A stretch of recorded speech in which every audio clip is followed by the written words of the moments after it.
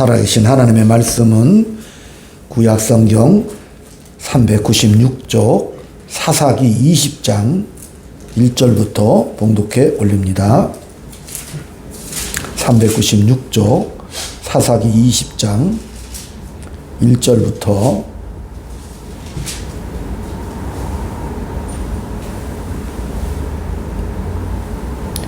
7절까지 교독을 드립니다. 이에 모든 이스라엘 자손이 단에서부터 브엘세바까지와 길르앗 땅에서 나와서 그 회중이 일제히 미스바에서 여호와 앞에 모였으니 온 백성의 어른 곧 이스라엘 모든 지파의 어른들은 하나님 백성의 총회에 섰고 칼을 빼는 공명은 40만 되었습니다. 이스라엘 자손이 미스바에 올라간 것을 베냐민 자손이 들었더라. 이스라엘 자손이 이르되 이 악한 일이 어떻게 일어났는지 우리에게 말하라 하니 내 사람 곧 죽임을 당한 여인의 남편이 대답하여 이르되 내가 내 첩과 더불어 베냐민에 속한 기브아에 유숙하러 갔더니 기브아 사람들이 나를 치러 일어나서 밤에 내가 묵고 있던 집을 에워싸고 나를 죽이려 하고 내 첩을 욕보여 그를 죽게 한지라. 내가 내 첩의 시체를 거두 족속에서 이스라엘 기업의 온 땅에 보냈나니 이는 그들이 이스라엘 중에서 음행과 망령되게 하였기 때문이라. 이스라엘 자손들이 너희가 다 여기 있은즉 너희의 의견과 방책을 낼지니라 하니라. 아멘. 아멘. 할렐루야. 우리 고백합니다. 하나님은 나의 아버지십니다. 하나님은 나의 아버지십니다. 예수님은 나의 구주십니다. 예수님은 나의 구주십니다. 믿습니까? 아멘. 오늘 사사기를 통해서 하나님의 의도나 목적이 무엇이냐, 또 뜻이 무엇이냐를 같이 살펴보기로 하겠습니다. 특별히 이 사사기에서는 있는 사실을 아주 냉정하게 잘잘못을 따지지 않고 있는 그대로를 기록하고 있는 것이 특징입니다. 특별히 하나님은 이 사사기에서 하고 싶은 얘기는 너희들이 애굽에서 종되었던 그 노예살이에서 해방되어 너희를 이끌어 가나안에 들여보내고자 했던 그 뜻은 하나님 백성으로 제사장 민족이 되어 거룩하고 의로운 삶을 살도록 하나님께서는 계획을 하셨고 디자인하셨다는 사실입니다. 다시 말하면 하나님께서 이스라엘 백성들을 택해서 이 세상에 뭐예요? 하나님의 창조의 동역자로서 멋지고 정말 우아한 삶을 살아라. 그렇게 하나님께서 허락하셨다는 사실입니다. 근데 이스라엘 백성들이 가나안 땅에 들어가서 그 이방 민족과 섞이고 하나님의 주신 율법을 무시하고 자기 마음대로 자기 옳은 소견대로 살았다 하는 것이 바로 사사기의 냉정한 기록이고, 그 속에서 하나님은 그 백성들을 깨우치시고 깨셨다는 사실입니다. 너희들이 내 말을 안 들었기 때문에 그 이방 민족들을 들어서 올무가 되게 하고 가시가 되게 하겠다는 하나님의 채찍이요. 또 하나님께서 이렇게 채찍을 드시는 이유는 결국은 뭐예요? 사랑하셨기 때문입니다. 그 아들을 훈계하고 징계하여 돌아오게 하시는 하나님의 기다림이, 하나님의 그 안타까움이 이 사사기에 들어있다는 사실입니다. 우리가 관료주의라는 말을 많이 듣습니다. 어떤 집단이 목적을 이루기 위하여 그 직책을 맡기고 조직의 유익을 위하여, 조직의 발전을 위하여 책임을 맡겼는데, 근데 자기 이익과 자기 안심에 빠져서 책임을 지지 않고 숨어버리는 것이 바로 관료주의죠. 이 관료주의에 빠지게 되면 나라가 망하고 흔들리게 되는 것이죠. 왜? 자기 집단의 이익만을 생각하기 때문에. 자기가 왜 이 직책을 가졌는지 자기의 신분과 정체성을 잊어버리고 자기 이익을 추구하고 자기 집단의 이익만을 추구하고 가면 개인도 나라도 망할 수밖에 없는 거예요.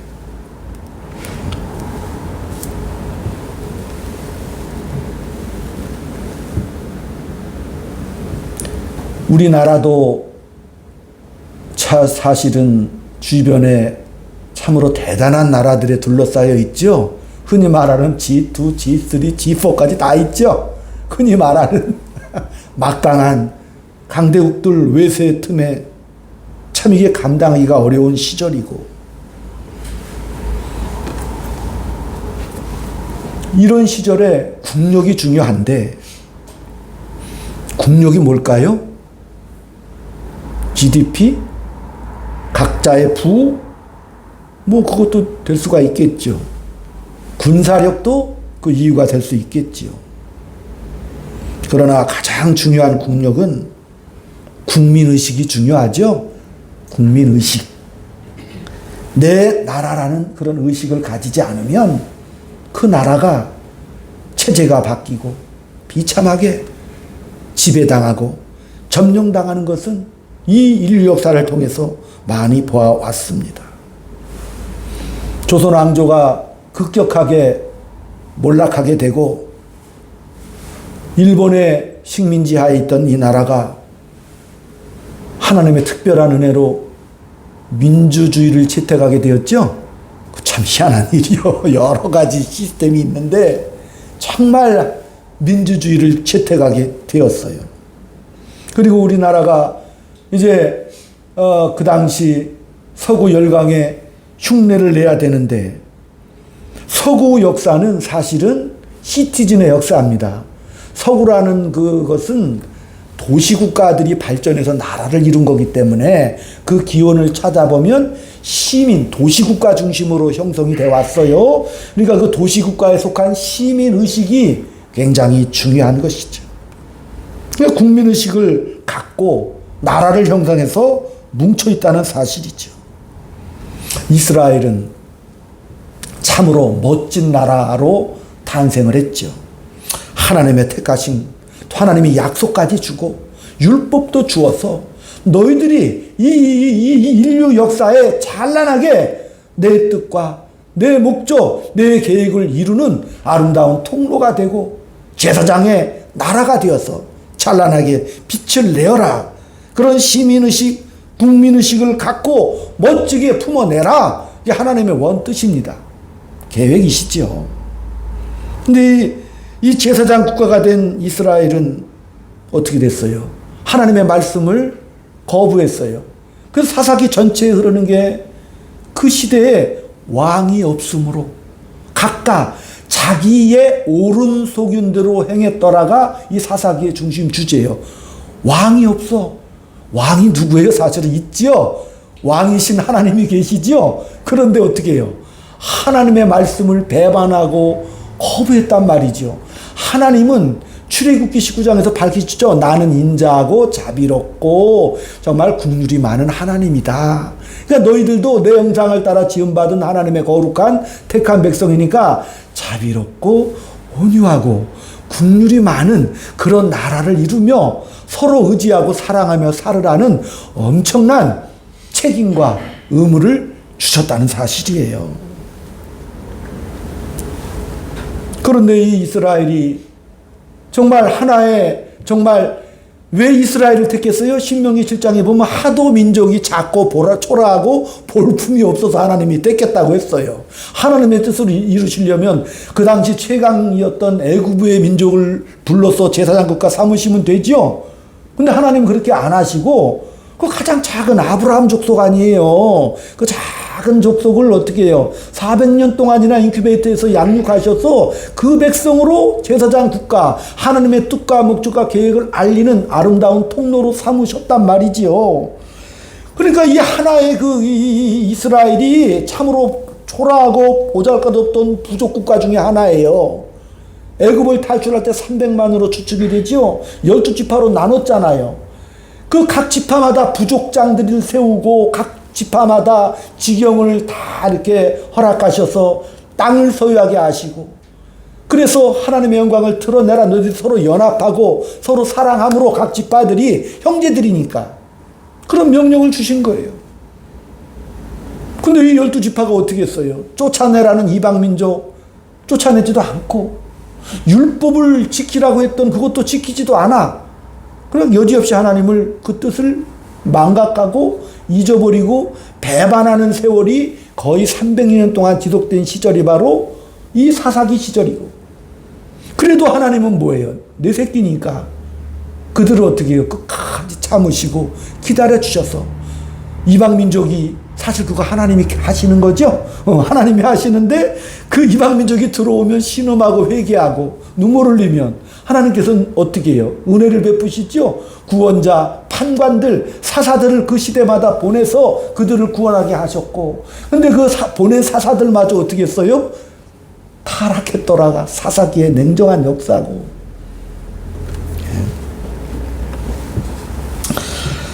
또 오늘 이제 지난 시간에도 17장서부터 지금 함께 은혜를 나누고 있습니다만은 17장부터 이 사사기 마지막 21장까지 이스라엘이 어떻게 타락했는지,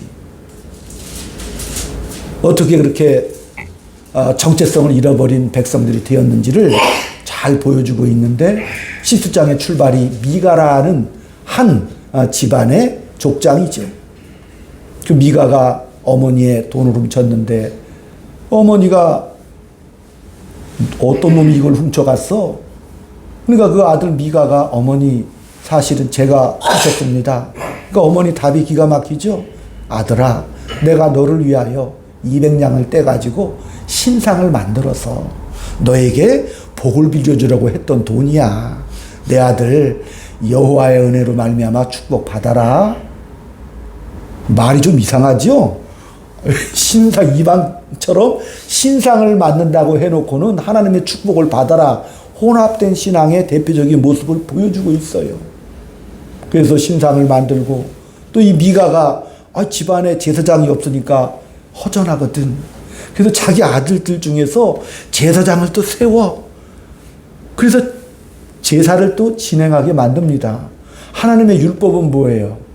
레위인이 제사장이 되는 거죠. 근데 그 레위인 중에서도 특별히 아론의 자녀들을 통해서 제사장을 세우게 되어 있어요. 그런데 이 미가라는 집에서 자기 마음대로 제사장을 세우기도 하고, 또 그렇게 해서 그 집안이 혼합된 신앙으로 발전을 하고, 또 어느 날 갑자기 레위인 한 사람이 그 미가의 집에 거지처럼 왔다가 미가가 보니까 저 레위인을 우리 제사장으로 삼아야지. 그래서 이미 만들어 두었던, 자기 아들에게 입혔던 제사장이 입는 에봇을 만들어 그 제사장에게 입히고, 또 제사장은 갈 곳도 없고 먹을 것도 없는데 잘 됐다. 그래서 미가의 집에서 그 미가의 신상 앞에서 뭐를 해주는 거예요? 지금 복을 빌어주죠. 하나님이 이 가정에 복 주기를 원한다. 하여간 자기들끼리 멋대로 마음대로 살아가고 있죠. 그거를 고발하고 있다니까요. 그러다가 또 그 한 가정의 심각한 타락이 이제는 어디로 흘러가냐면 부족의 타락으로 또 발전해 갑니다. 그 옆에 살고 있던 단지파가 쫓아내라는 아모리 족속을 쫓아내지 못하고 험한 산지에 수십만 명이 삶을 살고 있었는데, 이 단지파는 끊임없이 정탐꾼들을 주변으로 보내, 야, 우리가 살만한 행복한 복된 기름진 땅이 어디 있느냐. 그래서 단지파에서 5명의 정탐꾼을 보내요. 또 그 단지파, 지파의 타락을 지금 말하고 있어요. 하나님이 정복하라는 땅은 정복 안 하고 엉뚱한 데 눈길을 쏟고 있는 거죠. 5명의 정탐꾼이 그 미가의 집에 왔다가, 어라? 여기에는 무슨 제사장도 있네? 그 레위인 보고, 야, 너 왜 이 한 집안에서만 제사장 노릇하고 있냐? 마침 우리 단지파에 하나님 앞에 제사 드리는 제사장이 없는데 우리 따라가자. 이 타락한 제사장이 또 배신을 때리죠? 예. 그 미가하고 여러 가지 월급 받기로 또 월급을 지금 받고 있는 상황이야. 근데 더 큰 월급을 준다고, 지파 제사장이면 먹을 것이 풍부하겠지. 그래서 또 그 그 단지파 어떻게 해요? 따라가서 거기서 또 대대로 제사장 노릇을 해. 그게 18장 19장의 내용입니다. 자, 가정이 타락하고 그 레위인 제사장도 또 타락을 해요. 또 단지파는 정탐꾼들을 보내가지고 마침 그 동네에 라이스 성이라는 성을 정탐하고 왔더니 거기에 다른 부족들이 살고 있는데 성이 너무 평안하고 먹을 것이 풍부해. 그러니까 어떻게 해요? 이 단지파에서 600명의 결사대를 보내가지고 그 성읍을 살육하고 도륙을 해서 또 빼앗아. 이 시대가 무슨 시대? 기만과 폭력의 시대가 계속 지금 펼쳐지고 있다는 사실을 사사기는 고발하고 있습니다. 또 특별히 오늘 이제 본문 20장 1절부터 벌어지는 사건은 이제 한 레위인이 첩을 데리고 여행을 하다가 베냐민 지파 땅에 속한 기브아 성에 들어갔습니다. 제가 지금 말하는 게 좀 어색하죠? 한 레위인이 첩을 데리고, 이거 처음부터 말이 안 되죠? 레위인이 왜 첩을 데리고 다니냐고. 근데 성경은 지금 그걸 말하고 있잖아요. 한 레위인이 첩을 데리고 어떻게 해요? 유숙할 곳을 찾아 베냐민 지파에 속한 기브아 성에, 그래도 자기 족속들이잖아, 지파잖아. 그 성에 유숙을 했는데, 원래 그 레위기의 율법에 따르면 나그네가 성에 들어오면 그 성 주민들 중에서 그 사람을 자기 집으로 데리고 가서 씻기고 대접하고 다음날 떠날 때까지 보호해야 될 그런 의무가 있었단 말이지요. 그 당시 사회상으로 보면. 근데 레위인이 그 성에 첩을 데리고 들어갔어, 하인들하고. 그러니까 마침 저녁 무렵에 한 노인이 그 율법에 따라서 그 레위인과 첩을 데리고 자기 집에 편안하게 유숙하게 했단 말이죠. 근데 건달들이, 성경에는 비류들이, 깡패들이, 불량배들이 와서 그 집을 에워싸고 누구를 내놓으라고? 미가, 너 나와. 미가를 원하는 거야. 남색을 하는 거죠. 그 레위인을 원하는 거죠. 레위인. 남색을. 그러니까 이 집안에 있던 그 레위인이 어떻게 했어요? 그러면 첩을 내보내자. 이건 말이 안 되지만 어쨌든 성경 그렇게 기록되어 있습니다.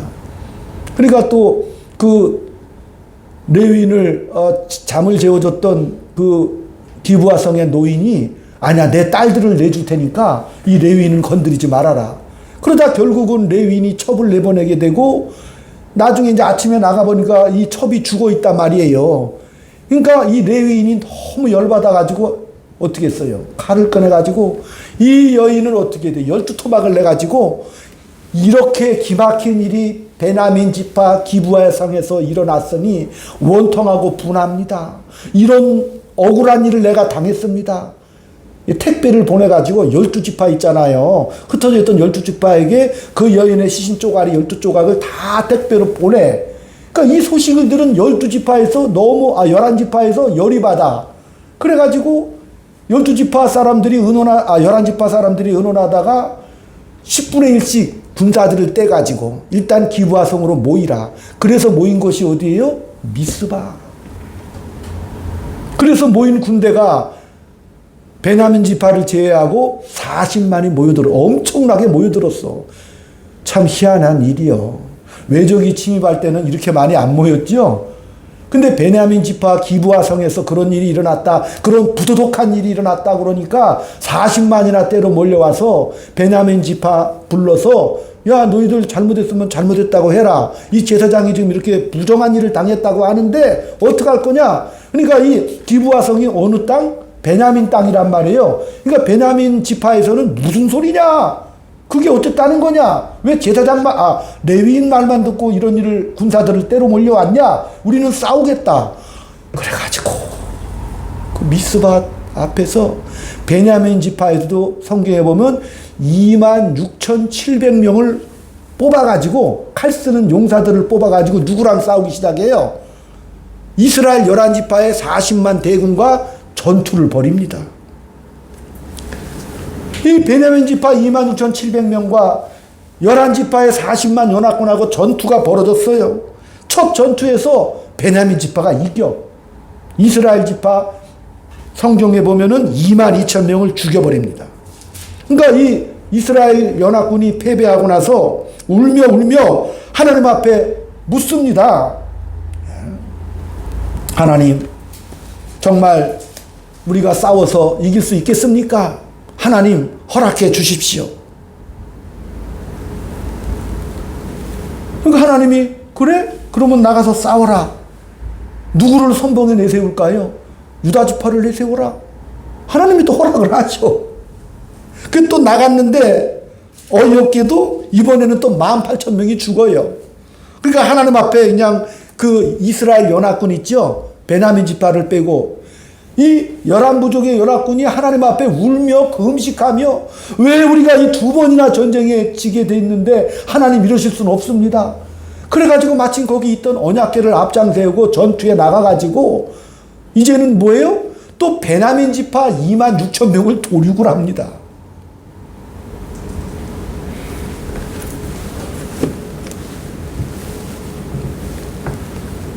이 기록이 뭐냐? 그냥 이 성경을 읽으면 뭐가 뭔지를 잘 모릅니다. 도대체 이게 뭔 내용이야? 제일 많이 성경을 오해하는 이유가 성경 말씀이니까 오르신 말씀이 기록됐다라고 볼 수밖에 없죠. 우리들의 평범한 생각에는. 그런데 그래서 우리가 이런 성경을 읽다 보면 우리는 통독을 해야 되죠. 그러니까 막 읽고 지나가. 이게 무슨 뜻인지 알게 뭐냐. 어쨌든 좋으신 말씀이겠지요 라고 읽어버리는 오류를 범할 수가 있습니다. 놀라지도 않아요. 네? 지금까지 말씀드렸던 그 내용은 사실은 설교하기도 힘든, 말도 안 되는 내용들. 지파와 지파끼리 서로 죽고 죽이는 살육전이 벌어지고 있는 그 내용들이잖아요. 제사장이었던 레위인의 타락상을 또 우리가 보게 되고, 첩 때리고 여행을 하질 않나, 또 첩을 대신 내보내서 죽게 만들고 그 첩을 또 12토막을 내는 레위인이 어딨냐고. 기가 막힌 일이 벌어지고 있죠. 그래도 그 레위인의 말을 듣고 11지파가 다 모여서 서로 베냐민 하나 죽이려고 40만이나 몰려오고, 또 하나님 앞에 이 싸울까요 말까요 자꾸 물어. 그러니까 하나님은 싸워라. 이게 뭐예요? 하나님의 그 얼마나 비통하고 답답한 심정을 지금 이 본문에서는 보여주고 있다는 사실이죠. 그것을 읽어내야 사사기를 올바로 이해할 수가 있습니다. 이사야 1장 1절에도 내 백성이 나를 버렸다. 소도 임자가 있고 제 백성이 자기 부모를 알건만 이 백성이 나를 배신하고 배반했다라고 하나님께서 이사야 그 시대상, 이것이 발전된 시대상이거든요. 그것을 보고 하나님이 통곡하시는 내용이고, 오늘 사사기도 분명히 이스라엘 백성들이 울며 불며 금식하며 저놈들 어떻게 하면 죽일 수 있겠습니까? 라고 했을 때도 그래 싸워라. 한탄과 비통함과 눈물에 이 하나님의 마음을 지금 표현하고 있다는 사실입니다.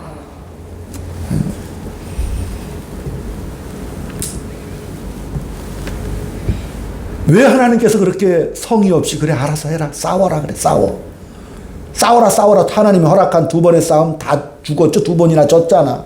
3번째는 또 이겨. 이 사건은 사무엘상 4장과 유사한 사건인데, 이스라엘이 블레셋과의 전투 중에 있었는데 이스라엘군이 자꾸 패하니까 장로들이 꾀를 내가지고, 야, 실로에 있는 언약궤를 모셔와서 언약궤를 앞세우면 블레셋을 이길 수 있을 것이다. 그래서 언약궤를 앞세우고 나가서 싸웠다가 블레셋군이 어떻게 돼? 어라 이것 봐라, 너희들 언약궤를 가져왔어? 여호와의 신을 앞장서서 우리랑 전투를 한다고? 그래가지고 그날 밤에 이스라엘군이 대패를 또 해요.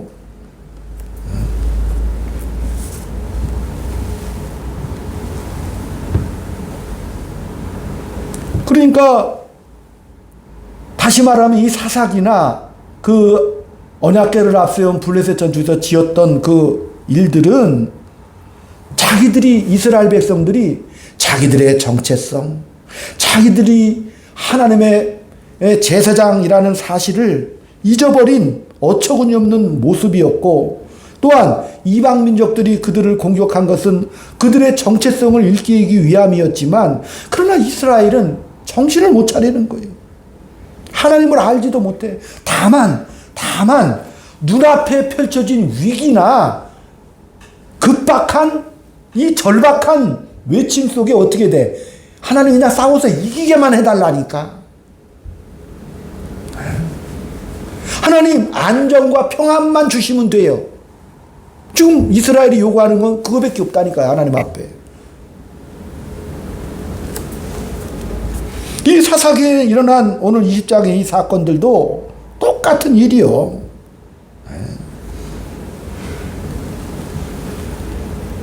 이스라엘 백성들이 자신들의 정체성을 전혀 이해하지 못하고 자기들의 책임과 명예를 이해하지 못하고 오히려 의로운 것에 분노하죠. 이 백성들은 11지파가 레위인이 보낸 시체 토막을 보면서 이렇게 베냐민 지파가 못된 짓을 했다. 얼마나 분노가 일어나. 자기들은 또 의롭다고 모였죠. 이게 말이 안 맞는 거죠. 하나님의 뜻도 다 저버리고 하나님의 원하는 순종도 안 할 뿐더러 오히려 옳은 것을 옳게 여기며, 옳은 것은 하나님과의 관계가 옳아야 옳은 거죠. 하나님과의 바른 관계성 속에서 의가 나오는 거예요. 근데 이스라엘 백성들은 자기의 정체성, 존재감도 다 잊어버려. 마치 도둑이 도둑질해가지고 서로 야 우리가 의리가 있지 않냐, 평화롭게 아름답게 분배하자, 똑같은 얘기죠. 그 도둑들 아니에요 다. 자신의 정체성이 뭔지를 몰라. 그리고 엉뚱한데 부수적인 것에 의를 세우고 그 의를 세워서 뭐를 하는 거요? 동족과 동족이 서로 죽고 죽이죠. 비참하게. 거룩한 제사장 백성들 아니에요. 다 같은 형제 족속들 아니에요. 서로 죽고 죽이고 거기다 뭐예요? 하나님 앞에 울며 금식까지 하죠. 하나님이 얼마나 기가 막히겠어. 권사님 집에 들어가셨는데 목욕탕에서부터 물이 흘러나와 안방까지 온 아파트가 물바다가 됐어. 그러면 걸레 짜가지고 물부터 닦나 아니면 수도꼭지부터 채우나? 당연히 원인부터 제거하려고 하죠. 근데 이스라엘 백성들이 엉뚱하게도 하나님 물 치워주세요. 지금 이러고 있는 영국이라니까. 물 치워주세요. 하나님 성경책이 그릇으로 변해서 물 다 퍼내게 해주세요. 이 엉뚱한 그렇게 하나님 앞에 들어달라고, 내 편이 돼달라고 하나님이 내 편이 돼주세요. 자기들의 정체성과 책임과 하나님의 목적과 뜻은 간 곳이 없어.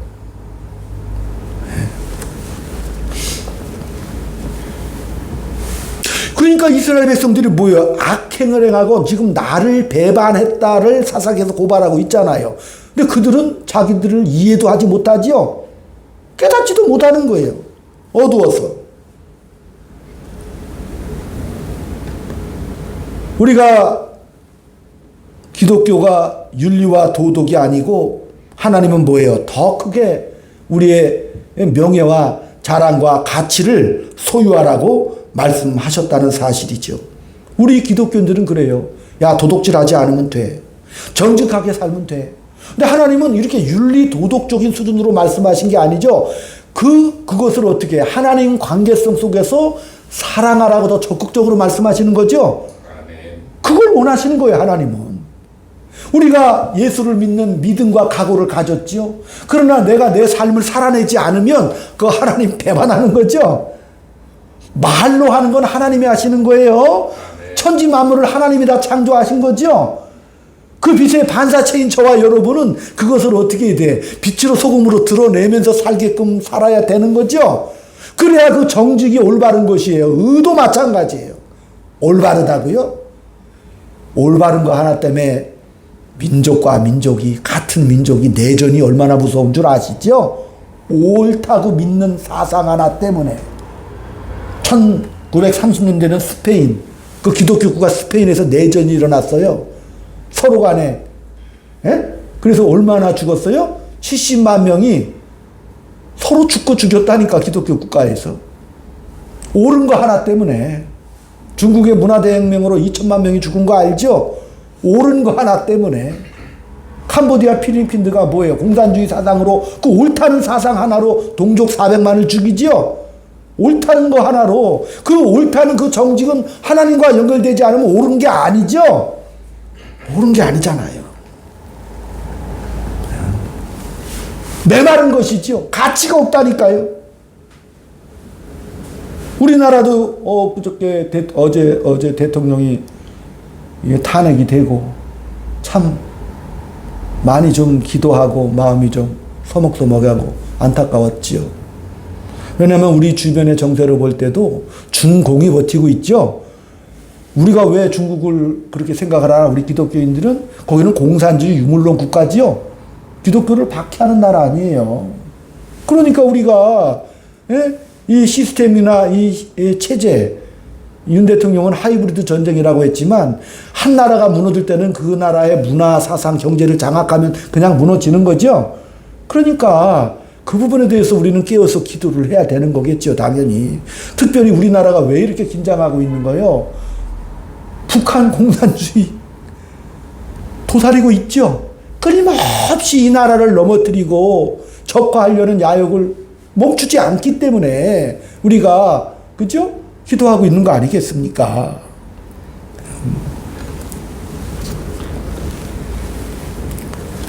올바른 시민의식을 우리가 갖고 이 시대에 깨어서 기도해야 될 줄로 믿습니다. 하나님이 없고 공의와 정의와 공평, 그게 공산주의 사상 아닙니까? 그러나 그것으로 사람을 더 죽이고 파괴하고 보복하는 것이 바로 공산주의, 사회주의 사상 아닙니까?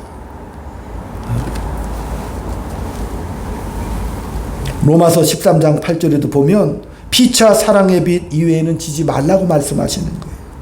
그리고 뭐예요? 이웃의 것을 탐내지 말고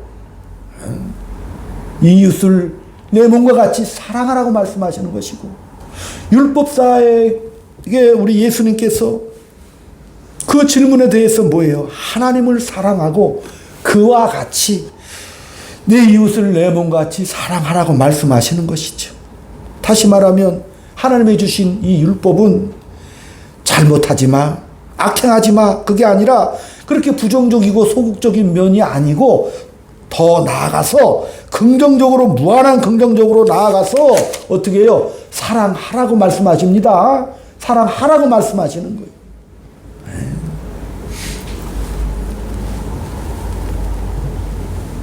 이 세상은 죽고 죽이려는 보복과 악의 다툼의 세상으로 점점 변해가고 있습니다. 세상의 원리는 그렇습니다. 상대방이 잘못하면 어떻게 돼? 죽여야 되는 거예요. 세상으로서는 가망이 없습니다. 실력도 없어요. 웃음이 없지 않습니까? 교회도 마찬가지예요. 사랑을 요구하면 안 됩니다. 저와 여러분이 사랑의 실력자가 돼야 되는 겁니다.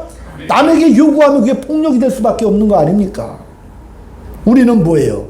사망이 판치는 세상의 법칙 속에 부활의 생명과 사랑을 가지고 있지 않습니까? 그래서 그렇게 그것을 내 질그릇 속에 담고 있는 존재지요. 죽음밖에 없는 이 세상 속에 저와 여러분이 도피처가 돼야겠죠? 여러분 와서 깃들어야 되는 거 아니에요. 희망이 없고 메마르고 무정하고 보복하는 이 세상 속에서 하나님의 은혜와 사랑을 머금은 저와 여러분이 그 기적의 피난처가 되고 안식처가 돼야 되지 않겠습니까? 우리 교회는 달라요. 교회는 생명입니다. 우리는 무엇을 안 하는 게 아니라 하는 겁니다. 뭘 하는 거예요? 늠름하게 해야 돼요. 세상은 이기려고 하지만 우리는 질 수 있죠? 아멘? 아멘. 우리는 질 수 있지 않습니까? 왜? 부활하신 예수 그리스도의 은혜를 탑재한 거룩한 하나님의 자녀들이고 모든 것이 합력하여 선을 이루신다는 그 뜻을 알고 있죠? 하나님이 이 세상 역사를 주관하시면서 합력하여 하나님의 온전한 뜻을 이루는 행복하고도 아름다운 도구가 바로 저와 여러분이라는 사실입니다. 그렇기 때문에 우리는 뭘 하는 거예요? 주의 말씀대로 사랑을 하면서 살아가는 거지요. 사랑이라는 것이 혼자 할 수 없는 거 아닙니까? 그 대상이 없는데 그건 헛된 사랑이죠. 예? 사랑하는 대상, 이웃에게 뭐예요? 악을 행하지 아니하고 사랑으로 적극적으로 나가는 것이죠. 예? 고린도서 13장에도 사랑이 뭐라고 그랬어요? 내가 사람의 방언과 엄청난 능력과 권세가 있다 할지라도, 네가 아무리 가치 있는 것을 행한다 할지라도, 그것을 가지고 있어도 이웃에게 유익이 되지 않으면 아무 소용이 없어. 사랑 혼자 하는 거 아니죠? 상대가 있어야 하는 거 아닙니까? 사랑은 어떻게 하는 거냐? 데이트하는 날이 썰렁해서 여인이 저 너무 추워요. 그러면 옆에 있는 남자가 그래 날씨 추워요. 그 데이트 그냥 끝나는 거죠? 여인이 추워요. 그럼 어떻게 해야 돼? 남자가 멋있게 옷을 벗어주는 거죠? 저 그거 얘기하는 거 아니에요. 겉옷을 줘야지. 또 그 여인은 어머 그러지 마세요. 나 내복 입었어요. 그러면 또 꽝 되는 거죠? 받아 입는 명예가 있죠? 입어줘야지. 권사님 그렇죠? 입어줘야지. 필요 없어요. 그러면 그거 망신되는 거예요. 사랑이라는 건 뭐예요? 이웃에 의하여 호의를 베풀고 그 호의가 받아들여지고 그런 모든 관계를 행복과 명예로 아는 것, 그것이 바로 사랑하는 모습들이죠. 하나님이 우리를 위하여 사랑을 베푸셨습니다. 그럼 우리는 그것을 어떻게 해야 돼? 감사로 받아야지요. 받는 거라니까. 하나님은 그것을 받잖아요. 그러면 명예롭다 내가. 하나님 기뻐하시는 거 알죠?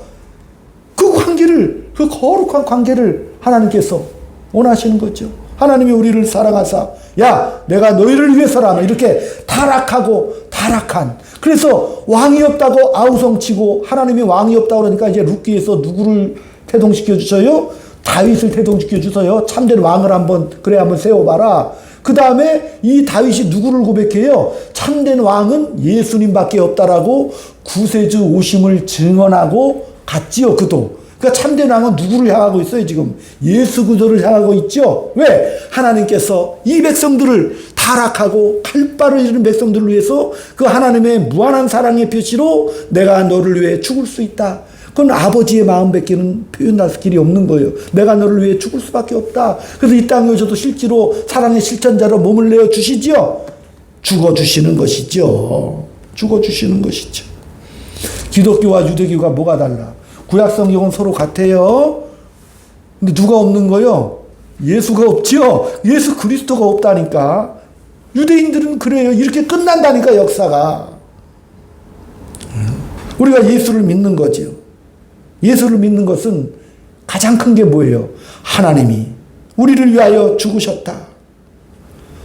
예수님이 혼자 비장하게 나의 의로움과 정의를 위해서 죽었다. 그런 얘기 아니죠. 하나님이 우리 모든 인류를 위하여, 유익을 위하여 죽으신 것이죠. 그게 십자가의 죽음의 정의죠. 하나님의 사랑을 입증하신 거예요. 그러니까 저와 여러분이 이 시대를 살면서 우리는 나의 옳은 것, 나의 자존심을 증거하고 나타내고 확인하는 것이 아니고, 누구나 인생들이 그래요. 칼을 잡고 싶어 합니다. 권력을 쥐고 싶어 해요. 60일간의 이 대선 레이스 속에서 누가 이제 권력을 잡을지는 모르겠죠. 근데 저는 걱정이 돼요. 어찌됐든 기도하시면서 정말 잘 판단해야 되잖아요.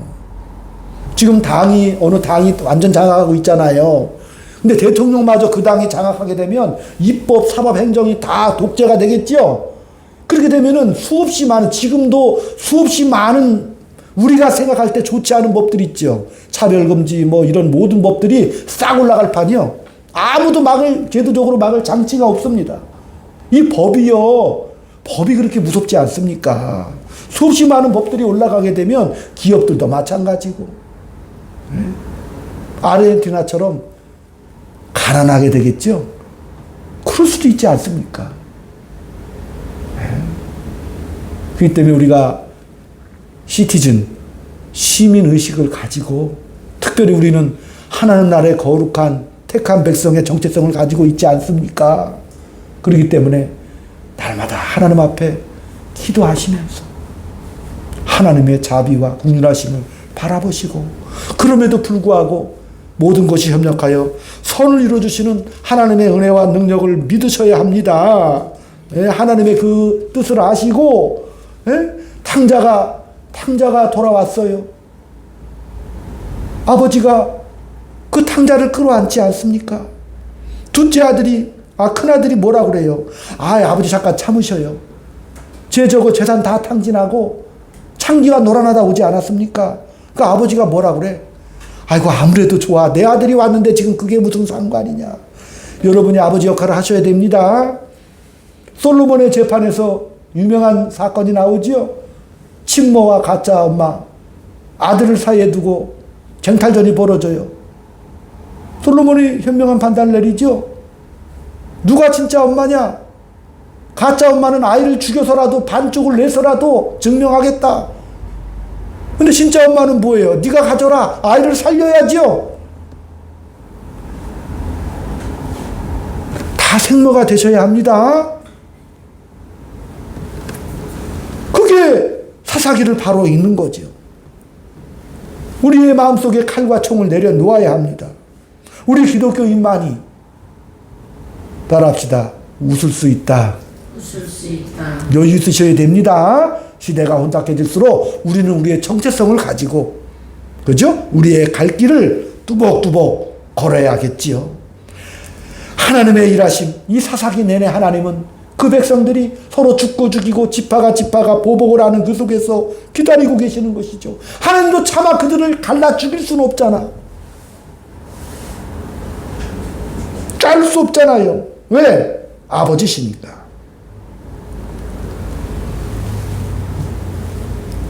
오늘 이 시대에도 구약의 그 사건이 오늘 우리에게 주는 의미가 무엇입니까?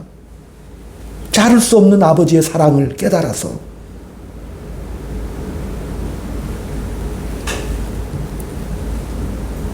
그 인생을 살으라고 말씀하시는 겁니다. 사사기 시대처럼 굴지 말아라. 싸워서 이겨야 되는 보복하는 세상 속에 있지만 우리는 져도 됩니다. 하나님은 우리에게 악에게 지지 말고 손으로 악을 이기라고 말씀하셨습니다. 그렇게 우리에게 멋진 역할을 주셨다니까요. 인생 배역이 선한 역할이죠. 손으로 악을 이기는 멋진 배역을 주신 겁니다. 우리가 살아가는 이 조건, 이런 시대적 정황 속에서도 오늘 사사기를 통하여 용기와 지혜를 하나님 앞에 구하시고 기도하시기를 주의 이름으로 부탁을 드립니다. 우리 성도들이 만나는 모든 이들마다 웃게 해야지 여러분이 참된 이웃이 돼야 되는 거 아니에요? 불안과 고통과 악이 판치는 이 세상 속에서 웃고 반가워하는 복된 한 주간 되시기를 주의 이름으로 축원드립니다. 아멘. 아버지 하나님, 감사와 찬송을 드립니다. 이 시대 속에서도 하나님의 자녀이기에 웃고 하나님을 아버지라 부르기에 우리가 그 참된 기다리는 아버지의 사명을 잘 감당케 주님 붙잡아 주옵시고, 솔로몬의 생모처럼 감싸 안을 수 있고 차마 가릴 수 없기에 사랑으로 우리를 드러내며 살아갈 아름다운 저희들의 사명, 물론 이 사명이 피가 마르고 눈물 나고 아프지만 그러나 입술로만 하는 것이 아니라 우리의 삶으로 말미암아 빛을 드러내는 멋진 인생으로 믿음의 장성한 분량에 이른 자로 승리하는 복된 삶을 누릴 수 있도록 주여 인도하여 주시옵소서. 예수님 이름으로 감사하며 기도 올리옵나이다. 아멘. 아멘. 찬송가 390장.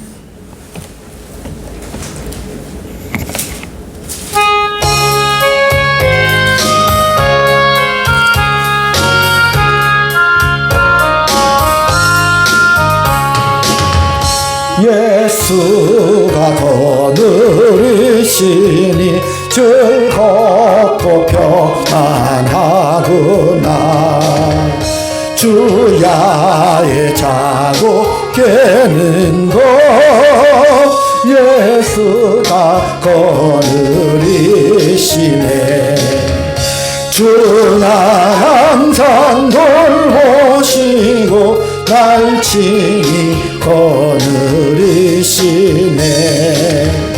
주 날 항상 돌보시고 날 친히 거느리시네.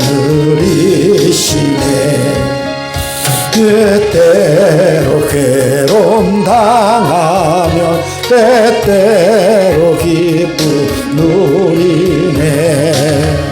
풍파 중에 지키시고 평안히 인도하시네.